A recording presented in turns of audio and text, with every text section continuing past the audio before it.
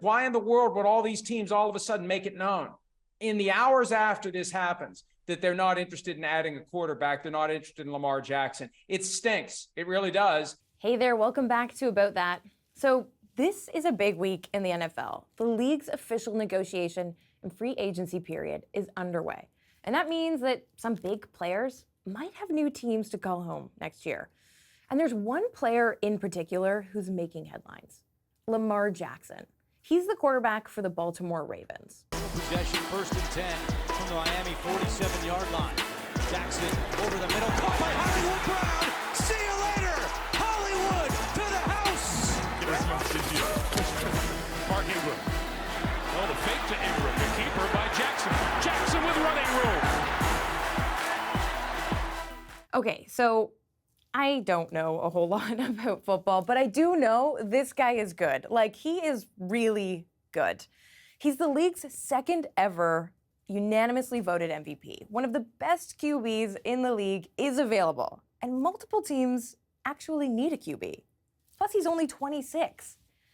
So why aren't teams racing to sign him? Or, trying to sign him at all? A lot of people watching the NFL are asking the same question.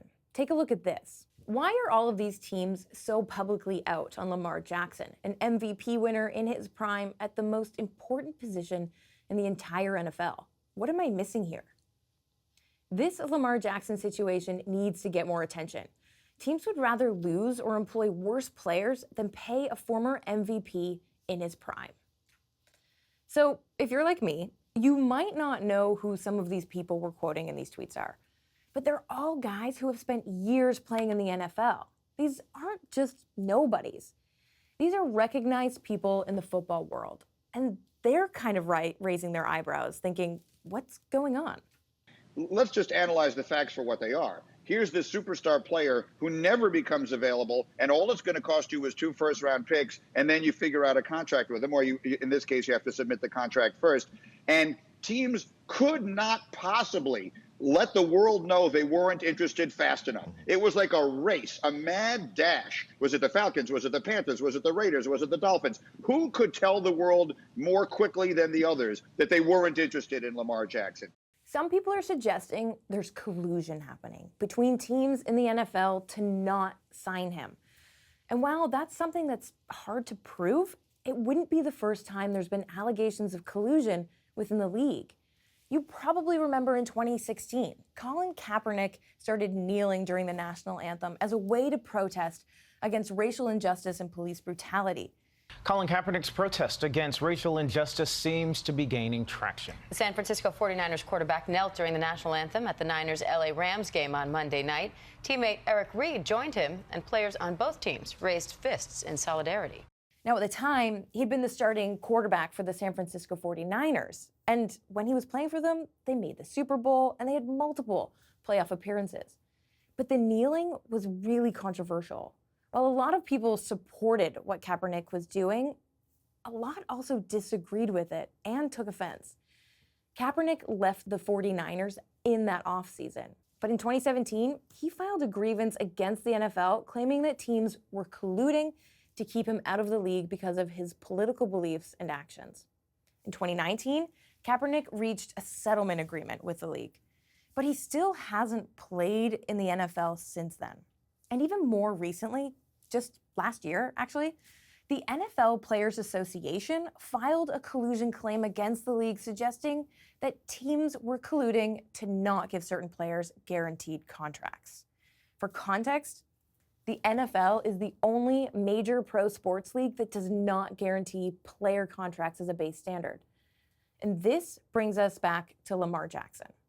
Jackson and Baltimore have struggled to come to an agreement on his contract extension. He wants a fully guaranteed contract, but they only want to guarantee some of it. And they ended up giving him a non-exclusive franchise tag, which essentially means that other teams now have the option to try and give him a contract to join their team.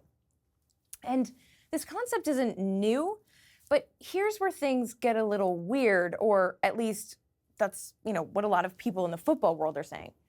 5 teams, all of which have either no quarterback or are unsure of who their starting quarterback will be next season, they all came out almost immediately saying they wouldn't pursue contract discussions with Lamar Jackson.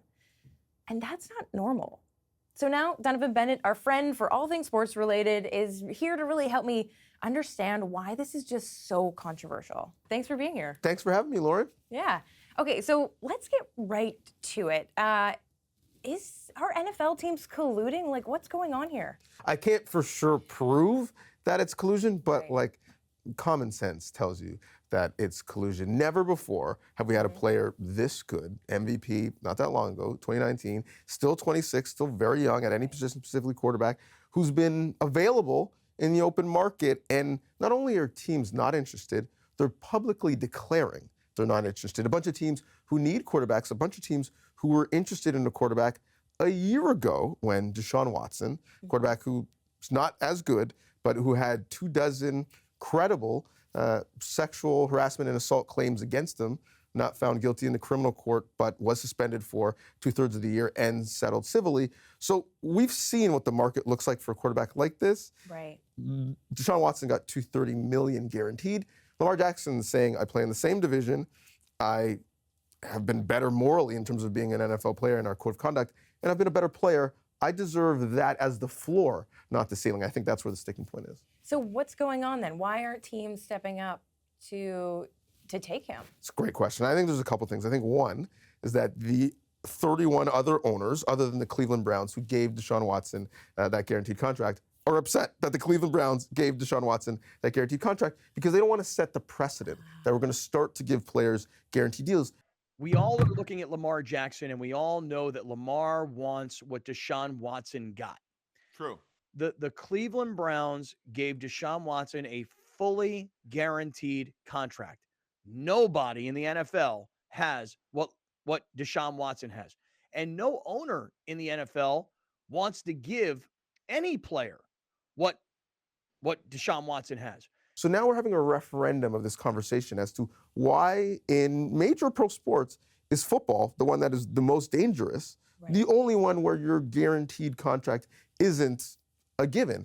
So explain to me what that is. Like, what is a guaranteed deal, and why is it so important in football? Yeah, great question. So your contract is structured, and essentially it's given to you, but it's a piece of paper. It doesn't really mean much because there are times where, built into the contract, if you're no longer on the roster, the next payout does not have to be made.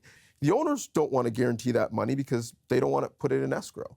They don't want it not to be in their bank accounts accruing interest. They want to just say, we owe you X. We may not have to pay it to you if you don't continue to be the top player that you are right now. The players are saying this should be shared risk. I'm risking my body, my health. You might not want to keep me on your team because of the attrition of injuries. Well, I should be penalized because of that. So we should have fully guaranteed deals like, I don't know, most people in society, So that's the sticking point right now where the owners are trying to draw a line in the sand and say, just because the Cleveland Browns made a bad decision and we're desperate, we're not going to do that. And that's where we are with Lamar. But the contract he was offered by the Ravens is somewhat guaranteed, right? Like up to $133 million, am I right? Exactly, right. So it's partially guaranteed, but it's not fully guaranteed. And I think, for Lamar, what happens is he's been given what's called the franchise tag. And when you have an option and you're looking to extend the contract, it's kind of like a placeholder. The franchise tag essentially says for 1 year, we're going to give you the average of the top 5 salaries at your position or 120% raise on what you previously made, whichever is higher. We're going to honor the fact that you are a good player, a franchise player, if you will. We're going to give you that money. It's almost a placeholder for us to work out a longer-term deal. The interesting thing why people think it's collusion is that Lamar was given the non-exclusive franchise tag. So there's two. One is exclusive, that we're just negotiating one-to-one. The other is, well, we'll allow other teams to come in and make you a contract offer if you think the market will bear something more. If you want to take that deal and we don't want to match, in return, we get 2 first-round picks as compensation. So essentially, it allows the rest of the league to mediate this scenario for the two parties if they're at a sticking point, which they are. Quite frankly, they want to publicly shame him, right? Look, you thought you had the power. You thought you had the leverage. The rest of the market is saying, well, no, you don't. And there are some parallels between that and Colin Kaepernick, where a young, talented black quarterback thought he had power and leverage. Now, much different. He was just looking to kneel to make, a silent protest. Lamar is trying to make sure that his financial security is taken care of. But there is a stance where, think of these owners, in most of the rooms that they exist in, they're the powerful one. We're talking about, successful businessmen that are almost exclusively rich, old, and white. They're not used to having terms dictated to them by anyone who is young, and in this case, black. And so I think similar to the scenario with Colin Kaepernick, even despite their own competitive best interests, they're thinking collectively and sending a message not just to this player, but to the rest of the league. Right. So what is going to happen then with Lamar? Any idea how this is all going to play out? Lamar is represented by the NFLPA, who wants to make a point. People think that they are the weakest union in sports, so they're trying to rewrite history, and he's being represented by his mom. I don't know what your contract negotiations have been like in the past. I've had a couple, and the person who's been the most bullish has not been my wife, my brother, my friends. It's been my mother. She's the one who's been like, we're not signing that back. And so, there's a sense of a mom is only as happy as her least happy child.